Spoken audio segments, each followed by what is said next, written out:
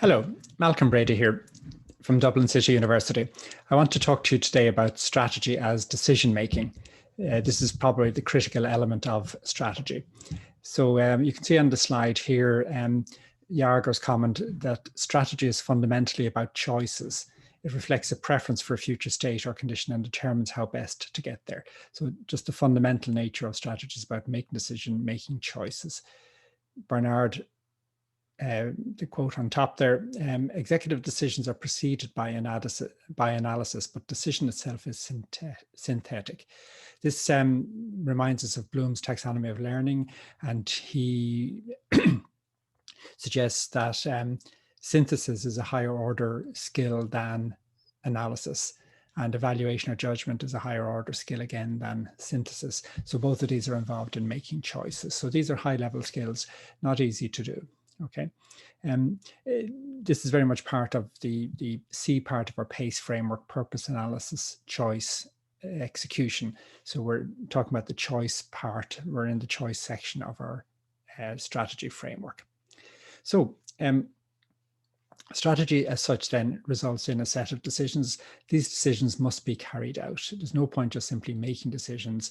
If you don't allocate the resources, people, facilities, budgets, equipment, and so on, if you don't provide that and you don't actually carry out the decision, nothing has been gained at all. It's been merely wishful thinking, New Year resolutions that never go anywhere. Okay, so you must decide what to do and then you must do it. And that's part of the formulation and implementation of strategy, deciding and then doing. Although, as we know, as we've talked about already, these are not necessarily two separate things, two separate phases. They may go in tandem according to the Mintzberg's model, but there's still two elements that you need to be aware of: the notion of making a decision and the notion of executing that decision. And then a quick word on strategic decisions themselves. Strategic decision is concerned with the long run, with the main aim of the organization, the long run of the organization.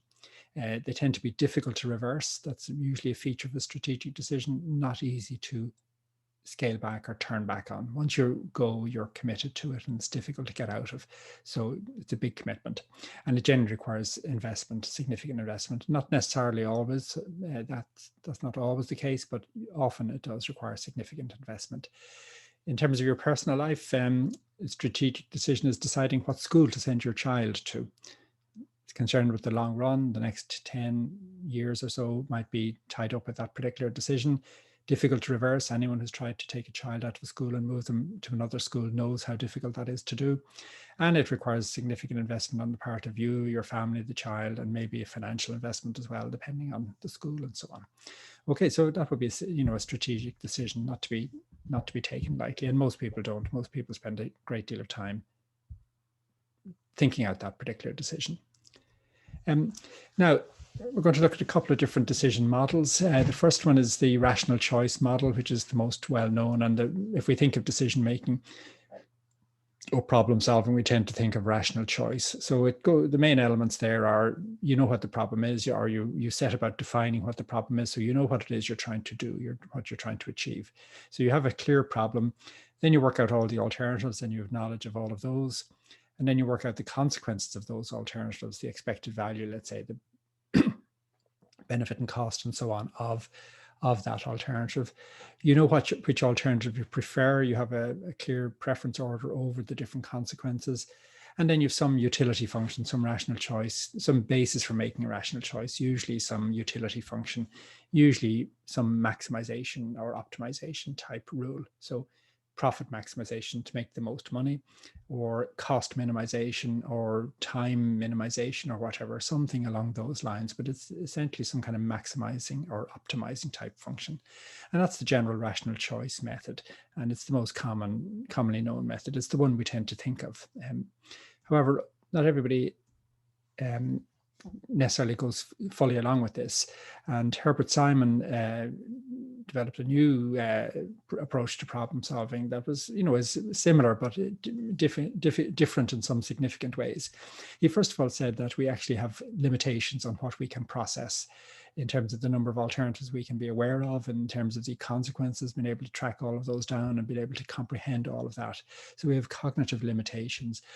So he says that he coined the phrase bounded rationality. In other words, we're rational beings. We think cognitively. We carry out a calculus in terms of making decisions, but we don't have full information. We don't have full ability, full knowledge, and we have limits.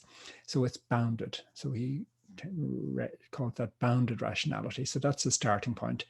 So he says what actually we do in practice is we don't work out all the alternatives. We search out alternatives, and we use certain heuristics or rules of thumb to reduce the number of alternatives we might examine.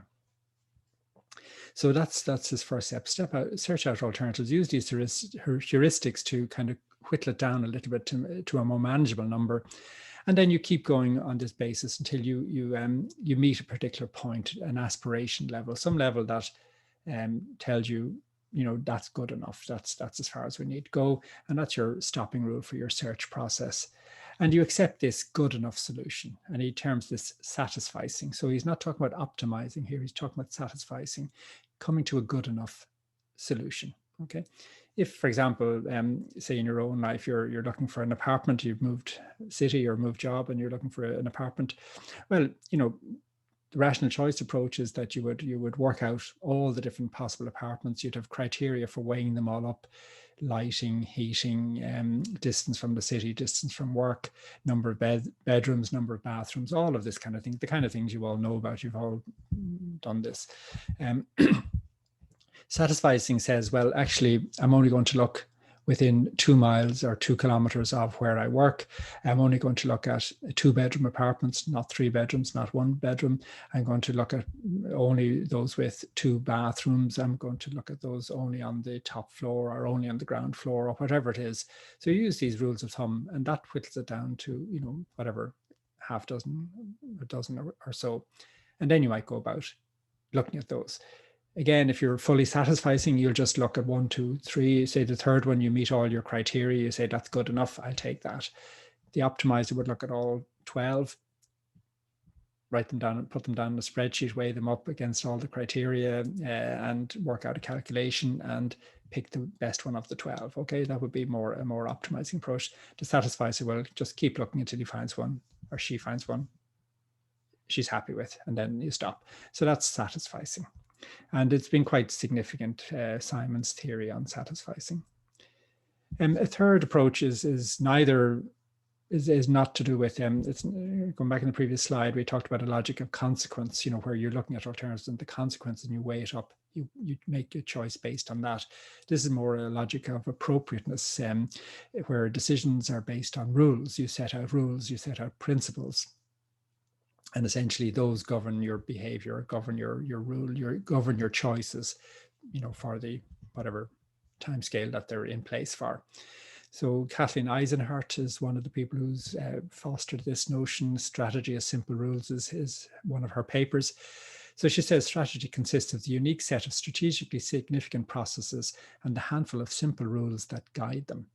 I was listening to a seminar yesterday and the head of the AACSB, which is the umbrella body for business schools in the USA and much of the rest of the world. And she's recently taken on the role of, CEO of that organization. And she said her strategy is based around principles. She's developed a set of principles, or AACSB has developed a set of principles, and that governs the organization strategy for the future. Okay, so rules, principles, the same kind of notion, some kind of fixed guidelines that you use. For example, some here are, Eisenhardt also says that this is very useful in complex, turbulent or fast moving markets where you can't create strategy quick enough. But these principles are long run, let's say longer lived principles that can guide you in these kind of times. So for example, she gives Cisco's acquisition rule as an example, where they will only consider organizations that have less than 75 people in them in terms of acquiring organizations. And of those, more than 75% have to be engineers. So that's a rule that straight away limits their choices. Okay, you can see this is close enough to satisficing here in the sense that you're using, these rules could be regarded as the heuristics that Simon was talking about in the previous slide. Oticon there have an exit rule. If a key team member leaves a project, they terminate the project. So again, pretty clear rule. Okay. She has some guidelines in her papers about rules, ensure they're not too broad, not too vague, not mindless, otherwise they're not implementable. And she talks about the rules, maybe they're implicitly anyway.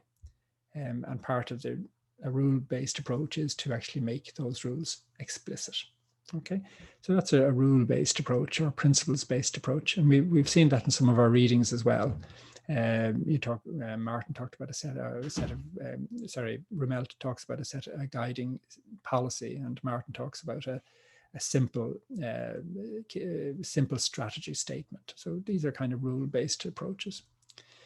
Yet another approach is our fourth one now, is an incremental approach. And here really it's that there's no great long run strategy devised at all, but basically you kind of move from junction to junction and work it out to some extent as you go along. Okay. Martin Simon again, in the discovery and elaboration of new programs, the decision-making process will proceed in stages, and at no time will be concerned with the whole problem in all its complexity, but always with parts of the problem. Now, we talked about complexity theory, where it's important to consider the whole. They're saying really it's too much to be able to consider the whole. So you consider parts of it and you consider it in stages. You eat the elephant and bite by bite, basically.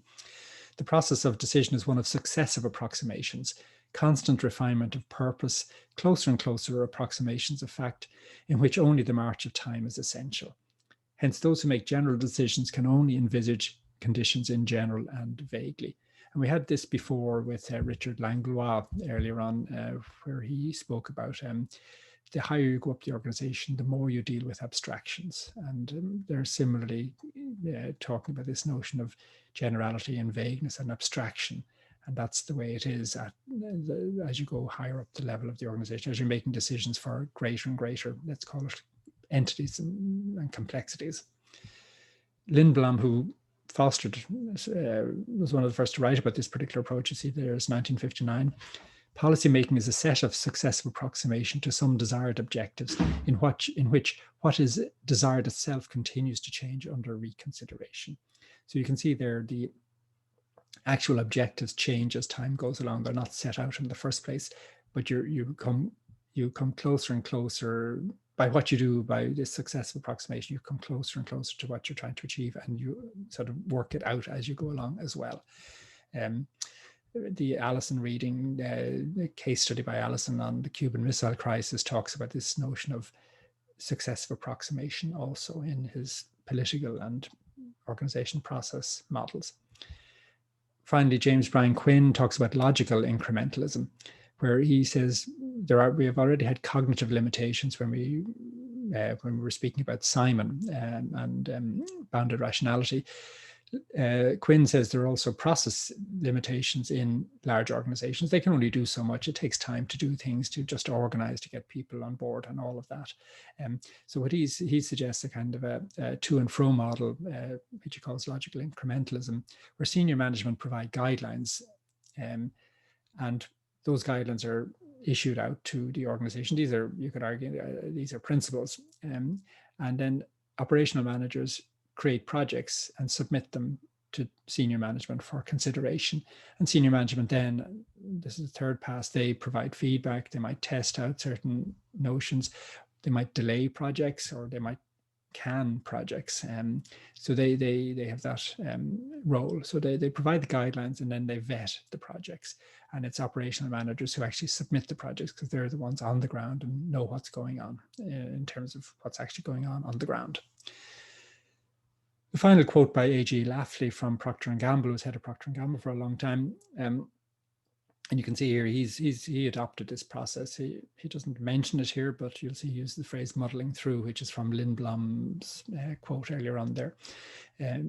While I had the fundamentals cultivated over a long period of time in my mind, the reality is their sequencing and actual execution evolved by muddling through. So he's the CEO of a huge organization that admits afterwards that really he had this underlying approach, let's call it the fundamentals, but the sequencing and actual execution evolved by a process of approximation, successive approximation or muddling through. finally, this is the ultimate, really, in terms of organizational decision making.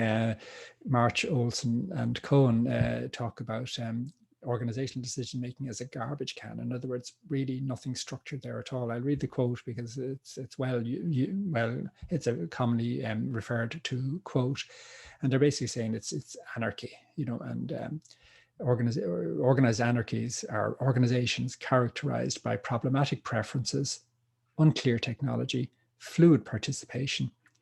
Organizations can be viewed for some purposes as collections of choices looking for problems, issues and feelings looking for decision situations in which they might be aired, solutions looking for issues to which they might be an answer, and decision makers looking for work.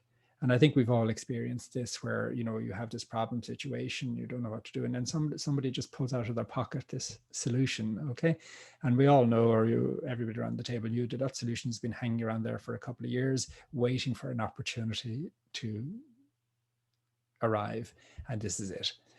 So, it's not an unreasonable model in terms of how things actually happen in practice. Okay, so this is the garbage can model, and you can read the full article there in Administrative Science Quarterly. And then finally, the final slide here is on individual judgment and decision. Most of what we've been talking about is, it's been a mix of organizational and individual decision making. The rational choice, bounded rationality are very much to do with individuals. The rule-based, principle-based, successive approximation, garbage can models are very much organizational decision-making processes. And we're back here now to individual decision-making. And this comes from Kirkler and Hutzel's book on economic psychology. You could also see Daniel Kahneman's book on thinking, his novel, not novel, but paperback book on thinking fast and slow, which covers the same ground, maybe more readable than the academic text. And they talk about system 1 and system 2 types of information processing or thinking or decision making. And system 1 is where this information processing takes place through rapid, unconscious, automatic processes. So this is a very intuitive approach, but it does mean that it's not always easy to explain your rationale, your thinking. You're putting something forward, but you can't fully explain it. And you can see there's no sequential algorithm, which is what they mean by that is that there's no clear-cut set of steps that are used that you can point out. It's just there. Okay, system 2 then is a much more slower process, much more effortful. It requires much more time and energy and effort to do this, more systematic. It's steered by conscious processes of appraisal and analysis. So you can see this is more analytical, more conscious, more slow, more effortful. And they work in combination. System 1 processes form preliminary judgments, and these can be adopted, obstructed, or corrected by system 2 processes. This is not unlike actually the logical incrementalism that we just spoke about a moment ago in terms of organizational decision making, but this is within the person. Now, it's often assumed that system 1 leads to biases and errors, or can lead to biases and errors in decision making, because it's quick, it's rapid, and you might jump to a conclusion that may not be the correct one. While system 2 facilitates normatively correct decisions. In other words, it is the one that should check out the system 1 judgment and regulate it if necessary. However, Kirkler and Hutzel argue that's not always the case. System 2 processes can fail to correct system 1 processing errors. They quote, or I'm quoting them here, mistakes in judgment and decision making can occur when system 1 forms erroneous preliminary judgments and system 2 tries to rationalize these intuitive conclusions rather than analyzing them properly and correcting them if necessary. So what they're saying here is system 2, just because it's analytical, doesn't mean it is without bias. You're maybe familiar with the well-known confirmation error, where you maybe form an initial judgment through your system 1 process, and then you simply look for data to confirm that initial judgment. Well, that would be system 2 working, but it may not be working very effectively. It's confirming something rather than analyzing it objectively. Okay, so these are system 1 and system 2. They also make the point actually that the system 1 can also produce solid rational decisions. And they point out that many experts rely on intuition, their expertise coupled with the ability to identify patterns and frames from their expertise. And that can lead to an intuitive answer, an intuitive judgment, a bit like Wagner Dodge at Man Gulch, who intuitively lit the escape fire. Okay, there was no real second system 2 working there. There wasn't time for it, so it was a system 1 process almost entirely, and it led to a correct decision. Okay, so system 1, although it's intuitive, can be quite rational as well. Okay, thank you all. I'm going to leave it at that point. That's our discussion of decision making and strategy.